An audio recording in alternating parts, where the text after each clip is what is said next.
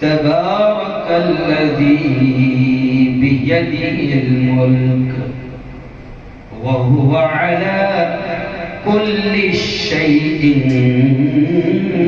قدير. وقال تعالى: يا أيها الذين آمنوا كتب عليكم الصيام كما كتب على الذين من قبلكم لعلكم تتقون. وقال رسول الله صلى الله عليه وسلم: يا أيها الناس قد أظلكم شهر عظيم مبارك فيه ليلة خير من 1000 شهر. وقال رسول الله صلى الله عليه وسلم: هذا الشهر شهر الصبر والصبر ثوابه الجنة، أو كما قال عليه الصلاة والسلام. وقال صلى الله عليه وسلم: كلكم راع وكلكم مسؤول عن رعيته، أو كما قال عليه الصلاة والتسليم.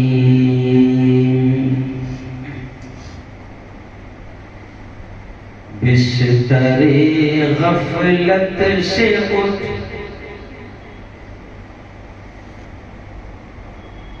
بستر غفلت سے اٹھ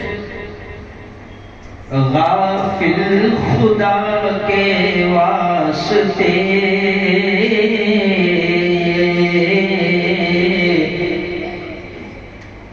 کر مہیا اٹھ کے کچھ روزے جزا کے واسطے.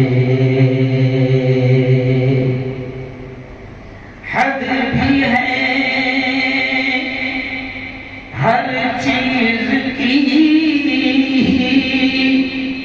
آخر کہاں تک سوئے گا.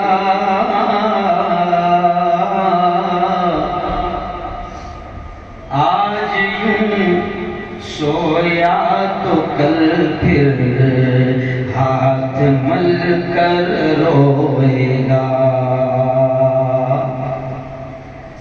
جاگنا ہو جاگ لے افلاک کے سائے تلے،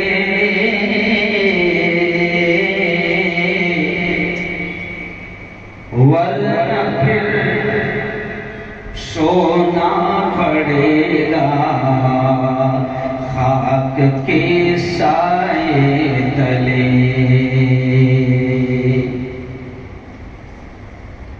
صدق اللہ العظیم وصدق رسولہ النبی الکریم. آواز پڑھ رہی ہے.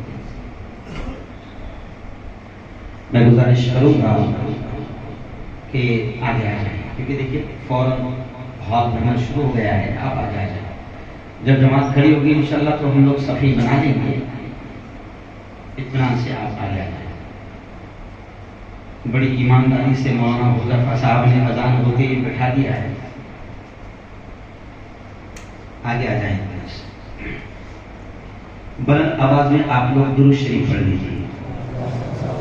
اللہم صلی علی سیدنا و شفیعنا و حبیبنا و خلیلنا و مولانا محمد وعلى آل سیدنا و مولانا محمد و بارک وسلم. بہت ہی قابل صدر احترام میرے نوجوان دوستو، बुजुर्गों और साथियों, मुझे अभी एक खुशी तो ये हो रही है कि अभी हॉल में जितने भी लोग जमा हैं इसमें 90% जवान हैं और बुढ़े उतने ही हैं जितने इस मुल्क में आरएसएस वाले। शैतानों की तादाद हमेशा कम रही है। तो मुझे खुशी इस बात की बात यहीं से आपके चेहरों को देखकर इंशाअल्लाह मुझे याद आ रहा है कि अभी जितना मजमा है यानी हॉल भरेगा तो जब तक यानी भर गया समझो तो अल्हम्दुलिल्लाह 98% यहाँ पर कितने हैं जवान और मुल्क में आरएसएस वाले 2% वाले यहाँ पर अभी फिलहाल मजमे में बूढ़े हैं, बाद में आएंगे। लेकिन खुशी है मुझे और मैं यही चाहता हूँ कि इस उम्मत का जवान अगर बेदार हो जाए तो इंशाअल्लाह मुल्क के अच्छे दिन बहुत जल्द, जोर से बोलो, और आ रहे हैं। हमको घबराने की जरूरत नहीं है। जितने हालात बुरे बनते हैं, कब किसी मुफ्ती आसिफ साहब जो यहाँ के आपके बड़े आलिम हैं, रामदेव में पढ़ाते हैं, बड़े मदरसे में पढ़ाते हैं, तो उन्होंने मुझे गाड़ी में चलते चलते कहा कि मुफ्ती साहब क्या होगा? मैंने कहा बहुत अच्छा होगा है। क्या होगा? बहुत अच्छा होगा। जब ज्यादा अंधेरी रात होती है तो इस बात का सबूत होता है कि अब बहुत जल्द उजाला, अरे बोलो सभी, बहुत जल्द उजाला होने वाला है। और अल्लामा इकबाल ने कहा है कि जितनी जुल्मतों की हवा चलती है, जितनी मुसीबतों की हवाएं चलती है, तो अल्लामा इकबाल कहते हैं कि ये तो चलती है तुझे ऊंचा उड़ाने के लिए, है ना। तो बहुत जल्द इंशाअल्लाह जालिमों का खात्मा होगा, जुल्म का खात्मा होगा, कहो इंशाअल्लाह। लेकिन हमको भी तो कुछ करना पड़ेगा। मैं भी दस्तरखान पर बैठ रहा था तो बैठते बैठते मैंने मौलाना से बात करते हुए कहा है कि इस वक्त शैतानों की एक बड़ी साजिश है कि इस कौम को ऐश में मुब्तला कर दिया जाए। शैतानों की एक बड़ी साजिश है कि इस कौम को और खास तौर से कौम के जवानों को ऐश वाली जिंदगी में मुब्तला कर दिया जाए। और अल्लामा इकबाल रहमतुल्लाहि अलैहि जिन्होंने ये तराना लिखा था सारे जहां से अच्छा हिंदुस्तां हमारा, तो उसी अल्लामा इकबाल ने ये भी शेर कहा था जवानों के ताल्लुक से कि तेरे सूफे हैं अफरंगी। अभी गुजरात वालों को कम उर्दू समझ में आती है, मैं समझाऊंगा, उसका मतलब भी समझाऊंगा। तो अल्लामा इकबाल ने वर्षों पहले कहा था कि तेरे यानी जवानों से कहा था कि तेरे सूफे हैं अफरंगी, तेरे काली है ईरानी। जी इकबाल के अशार है, यानी इस कौम को इकबाल ने वर्षों पहले कहा था कि अगर तेरे यहाँ बेड, तेरे सूफे, तेरी कुर्सियां, तेरे गद्दे अफरंगी रहेंगे, यानी सब इंपोर्टेड रहेंगे। आजकल इंपोर्टेड का जमाना है। तो इकबाल ने वर्षों पहले कहा था कि तेरे सूफे हैं अफरंगी, तेरे कालीन, तेरे घरों में बिछाया हुआ रहेगा वो कालीन बड़ा नर्म रहेगा, जिस पर तुझे बड़ी अच्छी नींद आएगी और तेरे पैरों में बड़ी नरमाहट लगेगी। तो अल्लामा इकबाल कहते हैं कि तेरे सूफे है अफरंगी, तेरे काली है ईरानी, लहू मुझको रुलाती है जवानों की तन आसानी। यानी इकबाल रहमतुल्लाह अलैहि वर्षों पहले कह रहे हैं कि एक जमाना ऐसा आएगा कि इस उम्मत को ऐश परस्त जिंदगी का आदी बना दिया जाएगा। और जब जवान पैदा हो रहे हैं, माँ के पेट से जब दुनिया में आ रहे हैं, तो मस्त मस्त नर्म नर्म गद्दों पर सो रहे हैं और उनके पैरों में कांटे चुभना तो बहुत दूर की बात, टाट भी उनके पैरों के नीचे नहीं रहेगा और सूफे और कालीन रहेंगे और पूरी जिंदगी और पूरी जवानी उनकी ऐश परस्ती में जाएगी। तो तुम ही बताओ क्या फिर इस कौम के जवानों से कोई जिहाद की उम्मीद की जा सकती है? अरे बोलो ना। सतीश के मैंने बात कहां से कहां आ गई, क्योंकि हम लोग कोई तकरीरें याद करके तो नहीं आते। اللہ جہاں آیت چپکا دیتا ہے وہاں. تو میں نے مولانا سے کہا تھا کہ اربوں کا حال کہ عرب کو اللہ نے اتنا نوازا. میری اس بات کو دماغوں میں ریکارڈ کرنا اور میرا کیمرہ کو ریکارڈ کر رہا ہے, پوری دنیا میں یہ بات چاہیے کہ عربوں کو اللہ رب العزت نے نوازا, خوب نوازا. لیکن جب یہودیوں نے دیکھ لیا, اسرائیلیوں نے دیکھ لیا, ملک کے اور پورے عالم کے دشمنان اسلام نے دیکھ لیا کہ اس قوم کو اللہ نے خوب نواز دیا ہے, تو پھر اب یہودیوں نے سازشیں کی, پلان بنایا کہ اب اس سے پیسہ لیتے جاؤ, اس سے ریال لیتے جاؤ, اور اس سے دولت لیتے جاؤ, اور ان کی نسلوں کو عیش پرست زندگی دیتے جاؤ. تو اتنا دیا, خلاصہ کیا مجھے آگے بڑھنا ہے, اتنا دیا, بات یاد آ گئی تو یہاں سے کہہ رہا ہوں کہ اتنا دیا کہ اب عرب کی قوم اور عرب کے جوان میدان جہاد میں آنا تو دور کی بات, اس پر سوچ بھی نہیں. کام ہو گیا, دشمنوں کا کام ارے بولو ہو گیا. کیونکہ جس قوم کا جوان عیش میں مبتلا کر دیا جائے, جس کو اچھے کھانے کا عادی بنا دیا جائے, جس کو قالین, صوفے اور گدے اور نرم تکیے دے کر زندگی اس کو جس کی گزاری جائے, تو اب وہ جوان سے امید نہیں کی جا سکتی کہ وہ تکلیف برداشت کرنے کے لیے اور سوکھی روٹیاں کھانے کے لیے تیار ہے. اور سن لو, یہ بات ہندوستان کا کوئی عالم بولتا بھی نہیں, اور بولنے کا سپنے میں بھی سوچ نہیں سکتا.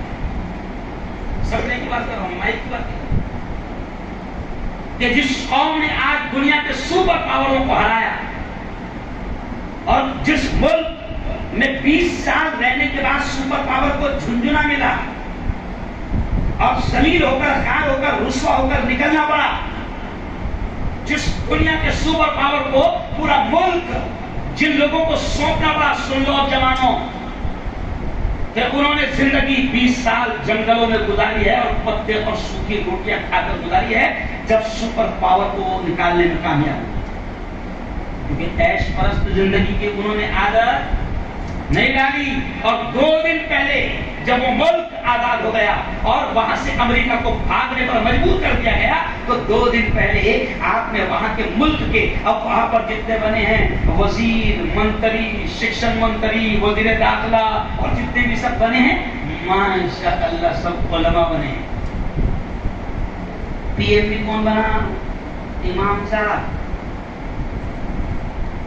پی ایم کون بنا؟ امام صاحب. سی ایم کون بنا؟ مؤذن صاحب. کون بنا؟ مولانا کی بات مجھے بہت یاد آنا چاہیے. اللہ بہت ہے. تو سی ایم, پی ایم, وزیر داخلہ, شکشا منتری, ایجوکیشن منسٹر, فائنانس منسٹر سب مولانا بنے ہیں. اور 2 دن پہلے کی ایک تصویر آپ نے دیکھا ہوگا جو سوشل میڈیا پر وائرل ہوئی ہے, کہ دنیا کے انٹرنیشنل چینل کی ایک رپورٹر جو لیڈیز ہے, جو خاتون ہے, جو عورت ہے, وہ وزیر صاحب کا, منتری صاحب کا انٹرویو لینے پہنچی, تو وہ مائک لے کر کھڑی ہے, اور ہمارے مولانا صاحب اور منتری صاحب انٹرویو کیسا دے رہے ہیں کہ وہ ایسی نیچے نگاہیں ہیں اور انٹرویو دے رہے ہیں, منتری ہے. اب میں کیا سمجھانا چاہ رہا ہوں, اس سے اب اگلا جملہ سنو, کہ جس قوم کو ظالم اور قاتل بول کر بدنام کیا گیا, جس قوم کو یہ کہا گیا کہ یہ عورتوں کے حق دبانے والے لوگ ہیں, یہ عورتوں پر ظلم کرنے والے لوگ ہیں, ارے وہ قوم کا منتری اور منسٹر اور سی ایم اس عورت کی طرف جو انٹرویو لینے آئی ہے انٹرنیشنل میڈیا کی, وہ اس کی طرف نگاہ اٹھا کر دیکھنے کو تیار نہیں, تو وہ عورتوں پر ظلم کیا کرے. آخر دنیا نے دیکھا کہ اللہ نے ان کو غالب کیا بغیر کسی ہتھیار کے, جبکہ دنیا کے سپر پاور کے پاس میں میزائل تھا اور نہ جانے کیا ٹیکنالوجی تھی, لیکن اللہ نے ان لوگوں کو غالب کیا, ان جوانوں کو غالب کیا کہ جنہوں نے 20 سال تک کے جنگلوں کی زندگی گزاری اور عیش ان کی زندگی میں کبھی آیا ہی نہیں, تو آج اللہ نے ان کو دنیا کے سپر پاور پر غالب کیا. بس یہی جملہ کہہ کے آج یہ جوانوں کو دیکھتے ہوئے مولانا یہ بات مجھے یاد آ گئی کہ جوانوں اس وقت ملک دشمن طاقتیں، مسلمان دشمن طاقتیں اور اسلام دشمن طاقتیں یہی کوشش کر رہی ہے کہ تمہیں زندگی میں عیش پرست زندگی کا عادی بنا دیا جائے. آج سعودی عرب جس جگہ سے دین نکلا تھا، جس جگہ سے اسلام نکلا تھا، جس جگہ میں ہمارے نبی آئے تھے اور پوری دنیا میں اسلام پھیلا، آج سعودی عرب کا اسرائیل نے اور یہودیوں نے اور اسلام دشمن طاقتوں نے یہ حال کر دیا کہ اسی سعودی عرب میں جہاں سے میرے نبی نے ناچ گانے کو ختم کیا، جہاں سے پوری دنیا میں اسلام پھیلا، آپ نے دیکھا ہوگا کہ 2 مہینے پہلے اسی پاک سرزمین پر جو ملک ہے میرے نبی کا، جو ملک ہے میرے نبی کا، جس ملک سے نبی نے ناچ گانے کو ختم کیا تھا، بے حیائی کو ختم کیا تھا، ننگے پن کو ختم کیا تھا، آج اس کی ملک کی حکومت کے حکمران ہمارے یہاں کے ناچنے والوں کو کروڑوں روپے دے کر بلا رہے ہیں اور سعودی عرب میں ناچ گانوں کے محفل سجا رہے ہیں. دیکھا کہ نہیں دیکھا تم نے؟ ارے صحیح بولو، دیکھا نا بھائی؟ کبھی سوچ سکتے تھے کہ اتنے برے دن آئیں گے؟ کبھی ہم سوچ سکتے تھے کہ نبی کے ملک میں ناچ گانا ہوگا؟ نبی کے ملک میں یہاں کے 2 کوڑی کے لوگ جائیں گے اور وہاں کروڑوں روپے لے کر ناچیں گے اور بے حیائی بے شرمی پھیلائیں گے؟ اس وقت بھی جب یہ حال ہوا تو میں نے ہندوستان میں رہ کر سعودی حکومت کے خلاف بولا، اور سعودی حکومت کے خلاف بولنا بڑا خطرناک مانا جاتا ہے، بڑا خطرناک مانا جاتا ہے. میں نے اس وقت بھی سعودی حکومت کو کہا کہ تم یہ نہ سوچو کہ یہ تمہارے باپ کی سرزمین اور تمہارے باپ کا ملک ہے. یہودیوں کی اولادوں، تم یہ مت سوچو کہ یہ تمہارے باپ کی، یہ میرے نبی کا ملک ہے، اور اس سرزمین سے ملک کا نہیں پوری دنیا کا مسلمان محبت کرتا ہے. اس کی خواہش ہوتی ہے کہ زندگی میں ایک بار میں مکہ جاؤں، اس کی خواہش ہوتی ہے کہ میں زندگی میں ایک بار نبی کے روضے پر حاضری دوں. اور میں نے سعودی حکومت کو کہا کہ ہم ہندوستان میں بیٹھ کر تمہارے خلاف ماحول بنائیں. دھمکیاں آنے لگی کہ حج کو آنے نہیں دیا جائے گا، تمہارا پاسپورٹ یہ ہو جائے گا وہ ہو جائے گا. میں نے کہا کوئی ضرورت نہیں، ایک حج ہو گیا 3 عمرے ہو گئے. یہ بات میں آپ کو کیوں کہہ رہا ہوں کہ جوانوں یہ پورا عالمی سازش ہے مولانا، یہ پوری عالمی سازش ہے کہ اس قوم کے جوان کو ناچ گانے اور عیش کی زندگی کا عادی بنا دو. کیونکہ یہودی جانتے ہیں، اسرائیلی جانتے ہیں، یہ اسلام کے دشمن جانتے ہیں کہ اگر اس قوم کا جوان عیش پرست ہو گیا تو پھر نماز میں اس کو مزہ نہیں آئے گا، تلاوت میں اس کو مزہ نہیں آئے گا، روزہ رکھنے میں اس کو مزہ نہیں آئے گا، دین کی مجلسوں میں اس کو مزہ نہیں آئے گا. بہت زیادہ پبلک آتی ہے، تھوڑا سا آ جاؤ، جو قریب قریب آ جاؤ، بعد میں اپن صفحے درست کر لیں گے، بعد میں صفحے درست کر. ادھر آ جاؤ آپ، ادھر بہت زیادہ لوگ ہیں. میں بہت اہم بات کر رہا ہوں، اللہ جو ڈالتا ہے دماغ میں ہمیں دیتے جاؤ، اور اللہ ہی جانتا ہے اس کو کب کیا بلوا.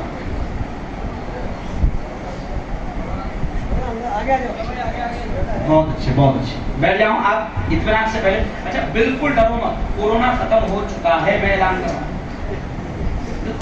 قریب قریب ہوگا. اور جہاں مسلمان بیٹھتے ہیں تو وہاں کورونا کی ہمت بھی نہیں ہوتی. بالکل آپ بیٹھ جائیں. تو خیر آئیے اب میں اصل موضوع پر آنے سے پہلے کہوں گا کہ جوانوں اس وقت عالمی سازشیں چل رہی ہے، انٹرنیشنل سازش یہ چل رہی ہے کہ جوانوں کو عیش پرست زندگی کا عادی بنا دیا جائے. جی ہاں، بہترین کھانا ان کو دیا جائے، بہترین عیش بھری زندگی ان کو دی جائے. تکلفات اور تعیشات، یہ دو لفظ میں نے استعمال کیا. ابھی ہم لوگ دسترخوان پر بیٹھے تھے کہ ہم نے اپنی زندگی میں 2 چیزوں کو دور رکھا مولانا، تکلفات نہیں اور تعیشات نہیں. جہاں بٹھاؤ بیٹھ گئے، جو کھلاؤ کھا لیا. تکلف سے دور رہو، عیش پرست زندگی سے دور رہو.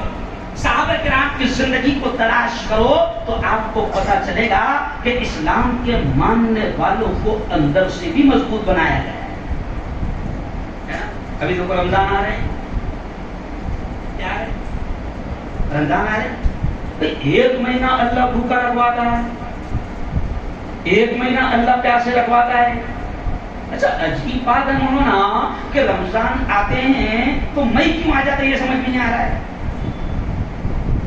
اپریل آ جاتا ہے نا، ایک دن آ رہا ہے، مئی آ رہا ہے، موسم رمضان آنا چاہیے دسمبر میں، جنوری میں موسم کے حساب سے آنا چاہیے، لیکن رمضان آ رہے ہیں سخت گرمی میں کیا بھائی، اور ایک مہینہ اللہ بھوکے رکھوا رہا ہے، ایک مہینہ اللہ پیاسے رکھوا رہا ہے، اتنی کڑی مشقت کہ کافر تو سوچ بھی نہیں پاتے ہیں. ہمارے ہندو بھائیوں سے جب بات ہوتی ہے تو وہ بالکل سوچ بھی نہیں پاتے کہ یار بچی ہے تمہارا، میری بچی 13 سال کی ہے. تو ایک مرتبہ اس نے روزہ رکھی ہوئی تھی تو میرے 2-3 پترکار دوست آ گئے اور انہوں نے دیکھا کہ میں نے کہا کہ اس کا روزہ ہے، وہ 13 سال کی اور مئی کا مہینہ ہے، تو وہ ایک دم ہندو بھائی ایک دم اچھا فیل لے تو کہا صاحب ابھی روزہ کتنے گھنٹے کا ہے؟ 5 گھنٹے کا ہے، 6 گھنٹے کا ہے؟ میں نے کہا 13.5 گھنٹے کا ہے. 14 گھنٹے کا بھی ہوتا ہے، 15 گھنٹے کا بھی ہوتا ہے. تو کہا کہ یہ بچی، وہ ہندو پوچھتے یہ بچی 14 گھنٹے بھوکے پیاسے رہیں گی؟ میں نے کہا رہیں گی، اور مسلمان روزہ رکھتا ہے تو رہتا ہے. اب ایک دماغ میں اس کے دماغ میں سوال آ گیا، یار مفتی صاحب تمہارا اللہ اتنی مجبوری میں تم کو کیوں ڈالتا ہے؟ اس کے بعد بولو تمہارا اللہ تم کو اتنی پریشانی میں کیوں ڈال رہا ہے؟ تو میں نے اس کو آیت سنائی جو میں نے ابھی پڑھی کہ دیکھو روزے کے تعلق سے اللہ کیا کہتا ہے، روزے کے تعلق سے کیا کہتا ہے کہ میں نے، اللہ کہتا ہے کہ میں نے روزہ کیوں رکھا، میں نے روزہ کیوں رکھا. تو اللہ کہتا ہے یا ایھا الذین آمنو، اے وہ لوگ جو ایمان لے آئے. اللہ ایمان والوں سے کہہ رہا ہے. حالانکہ بہت ساری آیتیں قرآن میں ناس لفظ بھی ہے تو اس میں اللہ تمام انسانوں سے کہتا ہے، اور کچھ آیت ایسی جس میں اللہ اسپیشل کس سے کہہ رہا ہے؟ ایمان والوں سے. دیکھو خطبہ نکاح پڑھتے ہیں تو خطبہ نکاح میں جو آیت ہے اس میں کیا کہتا ہے اللہ؟ پہلی آیت جو قاضی صاحب پڑھتے ہیں، یا ایھا الناس، اے تمام انسانوں. وہاں مسلمانوں نے کہا، اللہ کیا کہا؟ یا ایھا الناس، اے تمام انسانوں، اتقوا ربکم، ڈرو تمہارے اس پروردگار سے، ڈرو تمہارے اس پیدا کرنے والے سے، الذی خلقکم من نفس واحدہ، جس نے تم سب کو ایک جان سے پیدا فرمایا. تو یہ جو آیت نکاح میں پڑھی جاتی ہے اس میں پہلا لفظ جو آتا ہے تو ایمان والے نہیں کہا جاتا ہے بلکہ اللہ کہتا ہے اے تمام انسانوں. اللہ رمیش سے بھی کہتا ہے، پرکاش سے بھی کہتا ہے، گنیش سے بھی کہتا ہے، ہارون سے بھی کہتا ہے، عبداللہ سے بھی کہتا ہے، کرسچن سے بھی کہتا ہے، بودھ سے بھی کہتا ہے، جین سے بھی کہتا ہے، برہمن سے بھی کہتا ہے، اے تمام انسانوں، اے تمام میرے بندو، ڈرو تمہارے پروردگار سے جس نے تم سب کو ایک جان سے پیدا فرمایا. تو کہیں کہیں اللہ تمام انسانوں سے حکم دیتا ہے، اور کبھی کبھی اللہ اسپیشل کس سے کہہ رہا ہے؟ ارے بولو ایمان والوں سے. تو اب روزے کے تعلق سے اللہ نے کافروں سے نہیں کہا، روزے میں اللہ نے کافروں سے نہیں کہا، اس لیے کہ اللہ جانتا ہے کہ جس کے دل میں ایمان نہیں وہ روزہ رکھ بھی نہیں سکتا. مولانا دیکھیں کتنا عجیب پوائنٹ ہے. اللہ نے یہ نہیں کہا یا ایھا الناس کتب علیکم الصیام، اے لوگوں تم پر روزہ فرض کر دیا میں نے، نہیں. وہاں اللہ جانتا ہے کہ روزہ کافر کی ہمت ہی نہیں ہوگی. جس کا میرے پر ایمان ہوگا، اللہ کہتا ہے جس کا میری ذات پر ایمان ہوگا وہی ہمت کرے گا 16 گھنٹے پیاسا رہنے کی، وہی ہمت کرے گا 16 گھنٹے نفسانی خواہشات کو چھوڑنے کی، وہی ہمت کرے گا 16 گھنٹے بھوک اور پیاس کو چھوڑنے کی. تو اللہ نے ایمان والوں سے کہا یا ایھا الذین آمنو، اے وہ لوگوں جو ایمان لے آئے، او میری بندیوں، او میرے بندو، میں نے تم پر روزوں کو فرض کر دیا. اور پھر اللہ نے خود کہا کہ میں تمہیں بھوکا کیوں رکھواتا ہوں، میں تمہیں پیاسا کیوں رکھواتا ہوں. بھائی کیا گرمی کے روزے میں 1 بجے آپ کے چہرے پر 12 بجتے ہیں، آپ کے تھوڑے پر تو اللہ کو خوشی ہوتی ہے. تو بہت پریشان ہے تو اللہ بڑا خوش ہوتا ہے. اللہ کو کیا ملتا ہے بھائی؟ اللہ کو کیا ملتا ہے؟ تو اللہ کہہ رہا ہے کہ میں تم کو بھوکا کیوں رکھواتا ہوں، میں تم کو پیاسا کیوں رکھواتا ہوں، میں تم سے روزے کیوں رکھواتا ہوں؟ تو اللہ نے خود بڑے پیارے انداز میں کہا میں نے روزے ایمان والو میں نے روزے تم پر اس لیے فرض کر دیا لعلکم تتقون، تاکہ تمہارے اندر پرہیزگاری آ جائے، تاکہ تمہارے اندر تقوی آ جائے، تاکہ تمہارے اندر اللہ کی محبت آ جائے، تاکہ تمہارے اندر اللہ کا خوف آ جائے، رب کا ڈر آ جائے، اس لیے میں نے روزوں کو تم پر فرض کر دیا۔ تو روزہ ایک ٹریننگ ہے، روزہ کیا ہے؟ Training, not for game, training ہے روزہ۔ جیسے آرمی میں، آج صبح مجھے ایک آرمی والے کا فون آیا، کہا صاحب کشمیر سے بول رہا ہوں، مجھے لگا شاید کشمیر فلموں کی بات کر رہا ہوں، کیونکہ ابھی شیطان ابھی چلا رہا ہے۔ میں نے بہت خطرناک جواب دیا ہوں کہ میں نے کہا ٹھیک ہے، بہت اچھی بات ہے، ظلم سامنے آنا چاہیے کہ کون کون ظالم تھے۔ تو میں نے کہا ٹھیک ہے، انشاءاللہ میں گجرات 2002 کو میں ڈائریکٹر بنوں گا۔ دی کشمیر فائلز آ رہی ہے، تو میں نے کہا دی گجرات فائلز 2002 میں ڈائریکٹر بنوں گا۔ اگر آپ نے مدد کرے تو میں خود فلم بناؤں گا اور بتاؤں گا کہ اس وقت قاتل کون تھا، بتاؤں گا کہ اس وقت اصل ظالم کون تھا، سمجھ رہے آپ؟ تو خیر اب وہ آرمی کا فون ہے، تو کہا کہ صاحب میں کشمیر سے بول رہا ہوں، آپ کی خبریں وغیرہ بڑی لگاتار دیکھتا ہوں، آپ زبردست انداز میں بولتے ہیں اور میں آرمی میں ہوں، میں آرمی میں ہوں۔ میں کہا بہت اچھی بات ہے، آپ آرمی میں؟ پھر دھیرے سے پوچھتا ہے کہ آج ہی شب برات ہے نا، ہم لوگ بھی تیاری کرتے اور آپ کا کل کا بیان ہم نے لائیو سنے ہیں شب برات پر۔ میں نے کہا بہت اچھی بات ہے۔ پھر میں نے اس کو بھی سمجھاتے کہا کہ جیسے آپ کو آرمی کو ٹریننگ دی جاتی ہے، آرمی کو ٹریننگ دی جاتی ہے سخت، فوج والوں کو ٹریننگ دی جاتی ہے، ایسے ہی اللہ کہتا ہے کہ روزے کے ذریعے سے میں تم کو ٹریننگ دینا چاہتا ہوں تاکہ تمہارے اندر خدا کی محبت آ جائے اور ڈر بھی آ جائے۔ اب آپ بولیں گے کیسے آتا ہے؟ تو دیکھو میں اس کی مثال دیتا ہوں کہ جب آدمی روزہ رکھتا ہے، جب آدمی روزہ رکھتا ہے تو ڈر کیسے آتا ہے، اور ڈر کے ساتھ ساتھ محبت بھی، ڈر کے ساتھ ساتھ اللہ کی محبت بھی، کہ ڈر اور خوف اور محبت کیسے اللہ کی آ جاتی ہے کہ دیکھیے اکیلا ہے آدمی یا اکیلی عورت ہے، بچے بھی اسکول چلے گئے ہیں، شوہر بھی ڈیوٹی پر کام پر مزدوری پر چلا گیا ہے، یہ اکیلی اپنے گھر میں ہیں، سب کچھ اس کے سامنے ہے، اس کو خوب پیاس بھی لگی ہے، 2 بجے پر سخت دھوپ کا ٹائم ہے، پیاس بھی لگی ہوئی ہے، پانی موجود ہے، بھوک بھی لگی ہوئی ہے، کھانا موجود ہے، شوہر نہیں ہے، بچے نہیں ہیں، کوئی انسانی آنکھ دیکھنے والی نہیں ہے، مگر کون سی چیز ہے جو اکیلے میں بھی اگر آپ نے روزہ رکھا تو آپ کو پانی پینے نہیں دیتی؟ کون سی چیز ہے جو اکیلے میں بھی آپ کو کھانا کھانے نہیں دیتی؟ جبکہ آپ کو معلوم ہے کوئی دیکھنے والا نہیں، کوئی منع کرنے والا نہیں، کوئی روکنے والا نہیں، کوئی ٹوکنے والا نہیں، پھر بھی آپ کھاتے پیتے نہیں ہیں۔ کون سی چیز ہے؟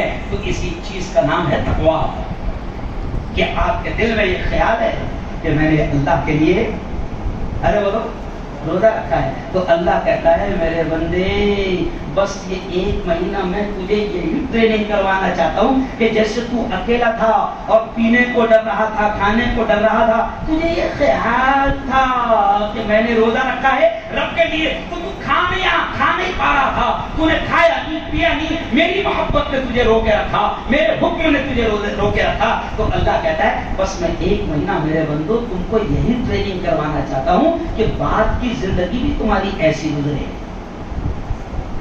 یہ ٹریننگ ہے، ورنہ اللہ کو کیا مل رہا ہے بھوکا رکھوا کر؟ اللہ کو کیا مل رہا ہے پیاسے رکھوا کر؟ ارے کتنا جب آدمی روزہ رکھتا ہے تو کتنا اس کے دل میں تقویٰ آ جاتا ہے۔ میں نے دیکھا کہ ایک 27 سال کے جوان کا ایکسیڈنٹ ہوا، 27 سال کا جوان، اور افطار کے وقت میں ہوا، یعنی افطار کے لیے گھر آ رہا تھا، تڑپ رہا ہے، خون بہ رہا ہے، خون بہ رہا ہے، بے ہوشی کا حالت، خون بہ رہا ہے، افطار کے لیے گھر آ رہا، 7 یا 8 منٹ باقی ہے۔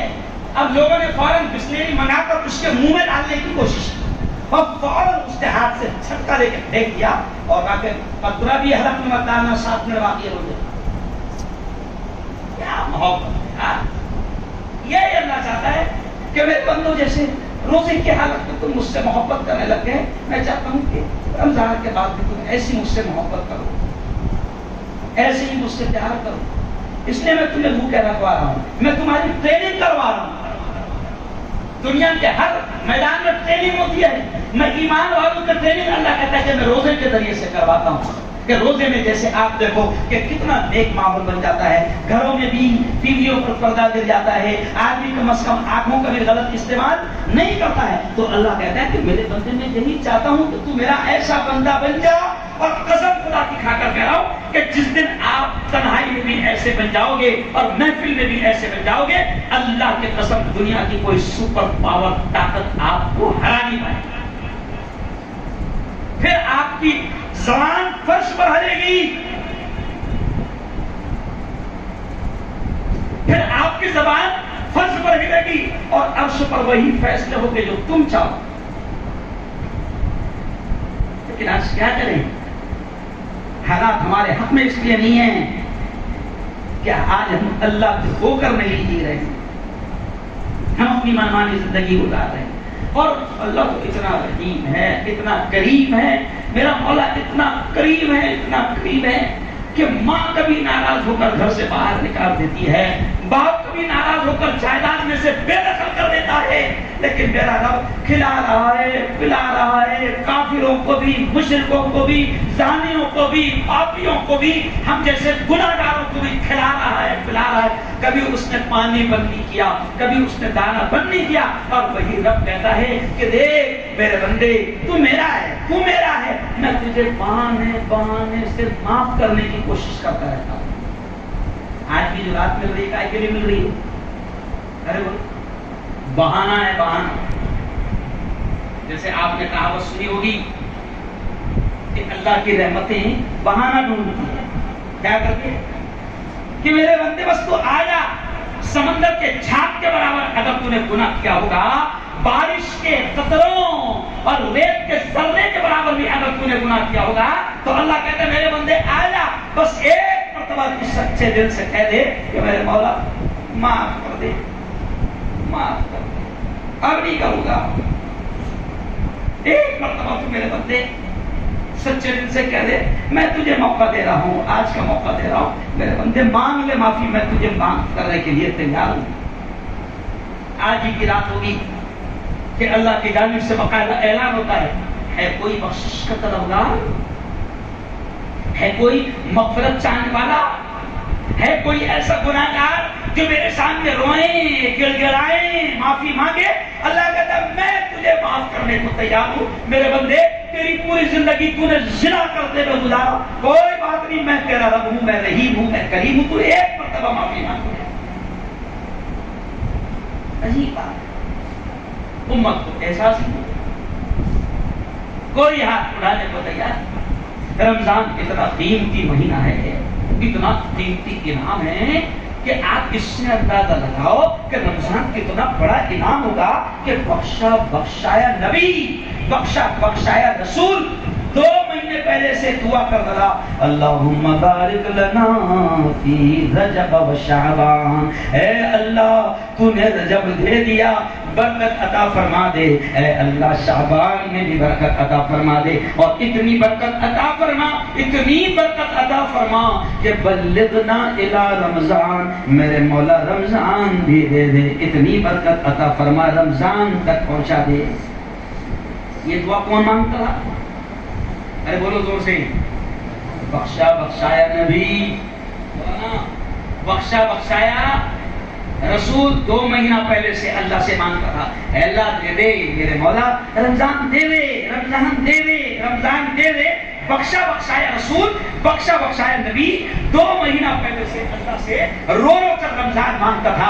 आज मेरे जवानों, मैं देखो आप अल्लाह के घर में मौजूद हो, दिल पर हाथ रखकर बताना, कोई शर्म की बात नहीं, मुझे हाथ उठाकर बताओ कितने लोग 2 महीने से रमजान मांग रहे हैं? हाथ उठाओ।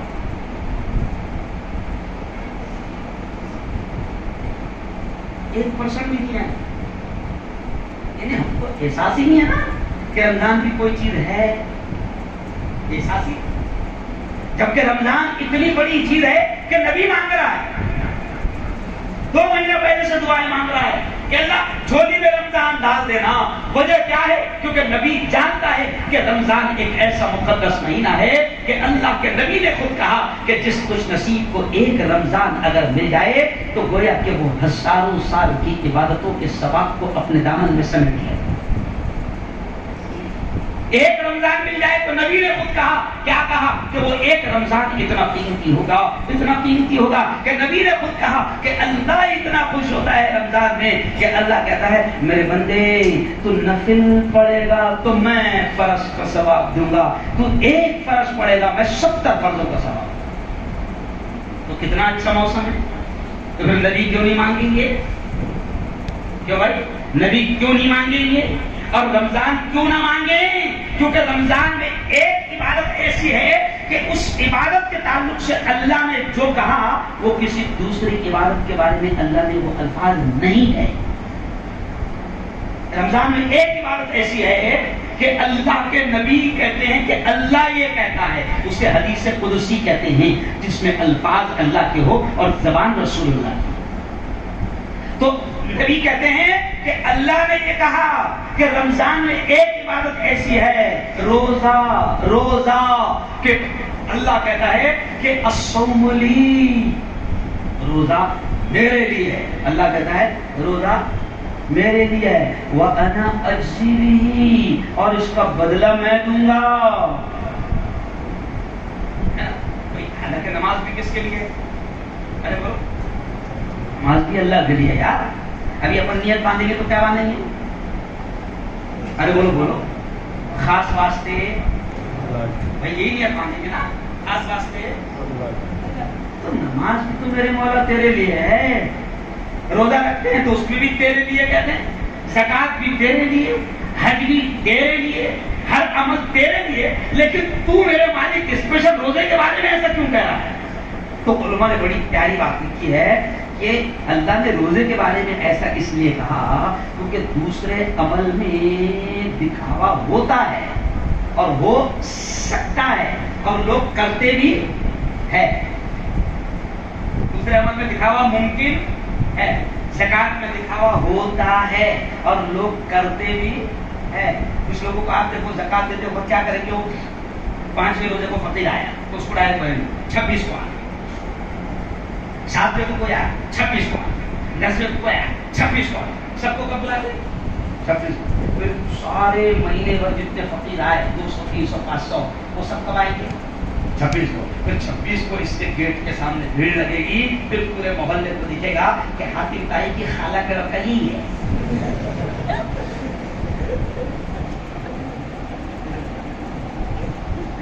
حاتم تائی کا خاندان یہی بلال مسجد کے بازو میں تھا. تو لوگ زکات میں دکھاوا ارے بولو کرتے ہیں، حج میں دکھاوا کرتے ہیں. حج میں میں نے بھی دیکھا کہ 2 خاندانوں میں جھگڑا ہوا، 2 بھائی میں چچا بڑے باپ کے بھائی میں.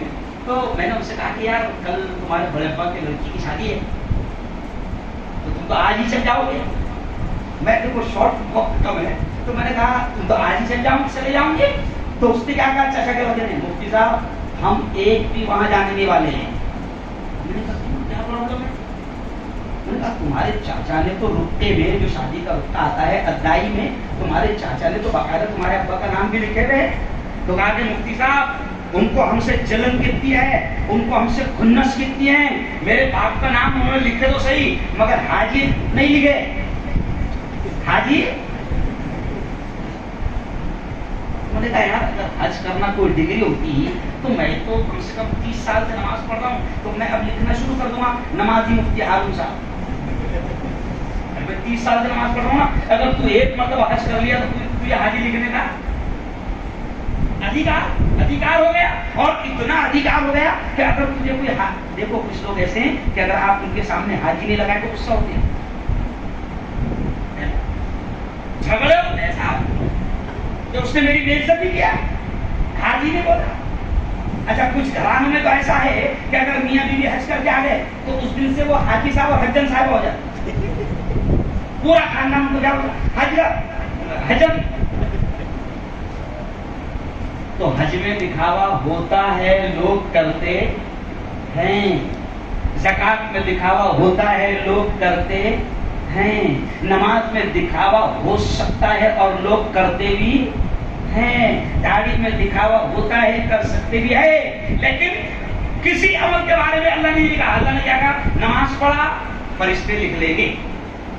کبھی آپ آئے فرشتوں نے لکھ لیا، آپ فرض پڑھیں گے اتنا اتنا ہے، سنت پڑھیں گے اتنا اتنا، نفل چھوڑ کے بھاگ گئے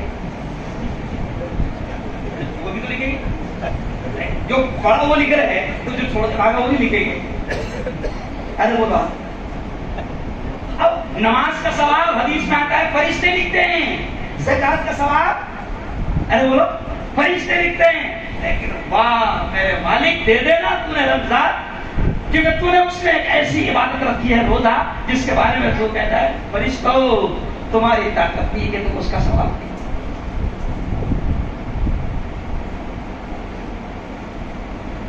اللہ کہتا ہے محمد کہہ دو، کہہ دو. اللہ کہتا ہے محمد کہہ دو کہ روزہ صرف میرے لیے ہے اور اس کا ثواب میں دوں. فرشتے ہی لکھیں گے. اور پھر دوسرا جملہ حدیث میں کیا آتا ہے؟ ایک جملہ تو یہ آتا ہے کہ اللہ کہتا ہے میں دوں گا، میں لکھوں گا اس کا ثواب. اور دوسرا جملہ تو یہ ہے کچھ بھی، اللہ کہتا ہے کہ روزے کا بدلہ میں خود ہوں. اب خدا ہی مل گیا تو کس کی کیا؟ بس آج افسوس ہے مسلمان معمولی بہانے سے روزہ چھوڑ، معمولی او یارو روزہ اتنی پیاری عبادت کہ صحابہ نے جنگ کے میدان میں بھی روزہ نہیں چھوڑا. جب رمضان کا مہینہ آئے گا نا تو 17 رمضان کو کافروں کی اور مسلمانوں کی سب سے پہلی اور بڑی جنگ ہوئی تھی. نبی نے کہا تھا کہ جنگ کے موقع پر اللہ کی طرف سے اجازت ہے، تم چاہو تو روزہ چھوڑ سکتے ہو، بعد میں قضا کر لینا. لیکن پھر بھی جب دوسرا دن آیا نبی نے پوچھا کہ کس کس نے روزہ نہیں رکھا، کس کس نے روزہ نہیں رکھا، ذرا بتاؤ. تو کوئی بھی ہاتھ اٹھانے کو تیار نہیں. سب کا روزہ ہے، سب کا روزہ ہے، جنگ کا میدان ہے، روزہ ہے. حضور نے کہا کہ کیوں رکھے؟ اجازت تھی چھوڑنے کی اللہ کی طرف سے مجبوری میں. تو صحابہ کہتے ہیں حضور ہم نے آپ ہی کی قاری زبان سے سنا ہے کہ رمضان کا ایک روزہ اگر چھوڑ دو پھر زندگی بھر بھی روزے قضا کرتے رہو تو اس کا بدلہ. تو صحابہ نے جنگ کے میدان میں روزے نہیں چھوڑے اور ہم کیا کر رہے ہیں؟ بہانے سے روزہ چھوڑ رہے ہیں. تھوڑی تکلیف ہم کو برداشت. اچھا کچھ لوگ تو کیا کرتے ہیں؟ میں نے تو جواب پوچھا کیا بات ہے روزہ کیوں نہیں رکھتی؟ کیا پیاس برداشت نہیں ہوتی؟ پیاس کی برداشت ہوتی؟ تو وہ جوان بالکل کہہ رہے مفتی صاحب پیاس کا کوئی مسئلہ نہیں ہے، آپ 2 دن پانی مت لو. اچھی بات ہے. اچھا کیا بھوک برداشت نہیں ہوتی؟ کیا پرابلم ہے؟ کیا بھوک کا بھی کوئی ٹینشن نہیں مفتی صاحب ہے؟ تیرا پرابلم کیا؟ جب بھوک تیرے کو کوئی ٹینشن نہیں ہے، پیاس کا تجھے کوئی ٹینشن نہیں، پھر رکھتا کیوں نہیں؟ تو پھر دھیرے سے کہتے ہو پوڑی کیا ٹینشن ہے؟ ارے بولو پوڑی.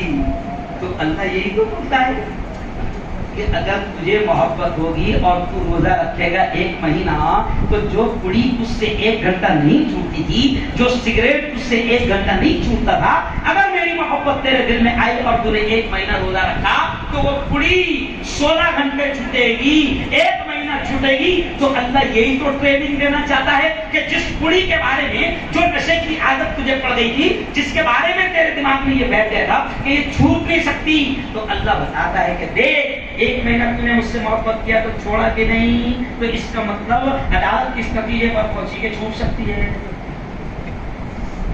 ارے بولو سارے دلائل سن کر عدالت اس نتیجے پر پہنچی کہ پوڑی. ارے بولو تو اللہ یہی تو ٹریننگ کرواتا ہے نا.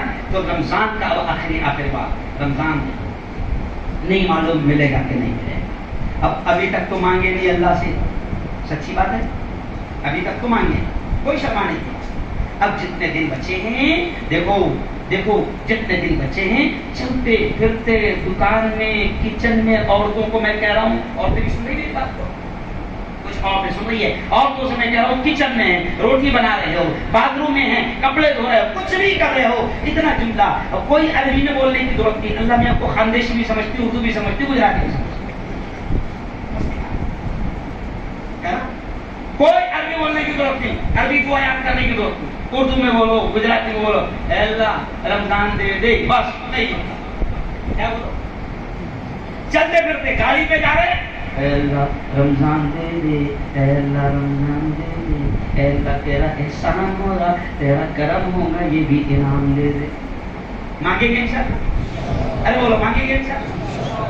کیونکہ رمضان مل گیا تو حضور کہتے ہیں کہ وہ شخص بڑا خوش نصیب، ایک رمضان جسے نصیب ہو جائے۔ آج دیکھو کتنے لوگ پچھلے سال ہمارے ساتھ تھے، کچھ ہمارے رشتہ دار میں بھی ایسے تھے جو ہمارے دوستوں میں رشتہ داروں میں جو پچھلے سال تھے لیکن اس بار ہمارے ساتھ نہیں ہے۔ اب نہیں معلوم کہ ہم کو بھی رمضان ملے گا، یعنی میں مفتی ہارون ابھی میرے پروگرام ہے، یہاں جاؤں گا، پنجاب جاؤں گا، ہریانہ جاؤں گا، میوات جاؤں گا، آپ کو معلوم ہے میں چاند رات کو گھر پہنچوں گا تب جا کے میرا چاند دکھے گا، نہیں سمجھا؟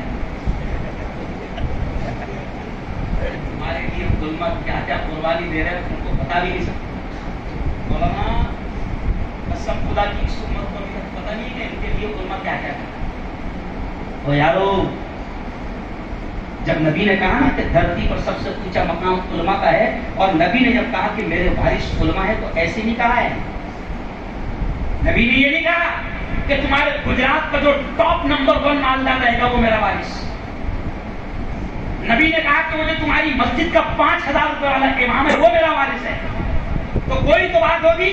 ارے آج علماء کیا کر رہے ہیں، یہ جتنا جو کچھ بچے ہوئے ہوں نا یہ علماء کی محنتوں کا نتیجہ ہے، علماء صاحب کہہ رہا ہوں، ورنہ آج تم کو حکومت بھی مار رہی ہے، آج تم کو RSS بھی مار رہا ہے، آج تم کو دشمن بھی مار رہے ہیں، اور دشمنوں کو کیا بات کروں، ہمارے اندر ایسے کتے پیدا ہو گئے جو ہمارے ایمان پر ڈھاکہ ڈال رہے ہیں، ایسے خبیث اور ایسے خنزیر ہے جن کا نام مسلمانوں کے جیسا ہے، بڑا اچھا لگتا شکیل، تو کیا لگتا؟ سریش نہیں ہے، شکیل ہے، لگتا کیا آپ لوگوں کو؟ سریش نہیں ہے، کیا ہے؟ ارے بولو شکیل ہے۔ ارے یارو جوانوں تم تو اپنی روزی روٹی میں مست رہتے ہو، تم کو پتہ بھی نہیں ہے کہ اسلام دشمن طاقتوں نے کیسے کیسے ایجنٹوں کو تمہارے بیچ میں بھیجا ہے، کیونکہ دشمن جانتے ہیں کہ ان کی سب سے قیمتی چیز ہے ایمان، ایمان چھین لو ختم۔ تو آج شکیل بن حنیف جیسوں کا مقابلہ علماء کر رہے ہیں، جھوٹے جتنے نبی پیدا ہو گئے ان کی کول علماء بول رہے ہیں، سمجھ رہے؟ آج تمہارے علاقوں میں بھی شکیل خنزیر موجود ہے، اس کے چہرے چپاٹے موجود ہیں، جن کی داڑھی بھی آپ کو نظر آئیں گی، بہترین ٹخنوں سے اوپر پیجامہ بھی نظر آئے گا، ایسا لگے گا کہ وہ آپ سے بھی زیادہ دیندار ہیں، اور پھر وہ آپ سے دوستی کر کے کہاں آپ کو نبوت پر لے کر چلے جائیں گے، جبکہ ایمان ہے ہمارا کہ نبی محمد مصطفیٰ، زور سے کہہ دو صلی اللہ علیہ وسلم آخری نبی، لا نبی بعدی، حضور نے کہا کہ میرے بعد کوئی نبی نہیں آئے گا۔ اور شکیل دھیرے سے بات چیت کرتے اس کے چہرے چپاٹے اور دماغ میں یہ ڈالتے کہ دیکھ حضور نے کہا تھا نا کہ مہدی آئیں گے، حضور نے کہا تھا نا عیسیٰ آئیں گے، تو بولتا ہاں یہ تو ہے حدیثوں میں ہے، تو پھر دھیرے سے بولتا عیسیٰ میں ہی ہوں، تو ان میں کیا کر رہا؟